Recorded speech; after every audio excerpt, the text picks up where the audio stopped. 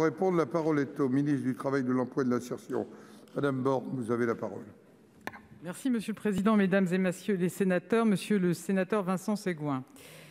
Monsieur le sénateur, je voudrais tout d'abord vous féliciter pour votre réélection comme conseiller départemental de l'Orne. Alors, depuis 1952, en effet, des accords conventionnels successifs prévoient la prise en charge par les compagnies d'assurance d'une partie des cotisations des agents généraux d'assurance à leur régime de retraite complémentaire. Cela représente actuellement environ 90 millions d'euros par an, soit plus du tiers des ressources du régime. L'accord aujourd'hui en vigueur expire à la fin de l'année. Des négociations sont donc en cours entre les organisations représentatives des compagnies d'assurance et des agents généraux.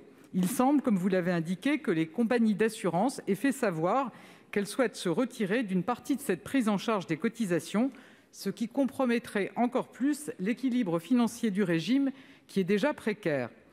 Car malgré les réserves importantes, à 1,3 milliard d'euros en 2019, le régime est structurellement en déséquilibre technique. Très respectueux des dispositifs conventionnels, l'État n'a pas vocation à se substituer à l'une des parties ni à empêcher que ces relations évoluent. Pour autant, un désengagement brutal des compagnies d'assurance mettrait en réelle difficulté le régime de la CAVAMAC.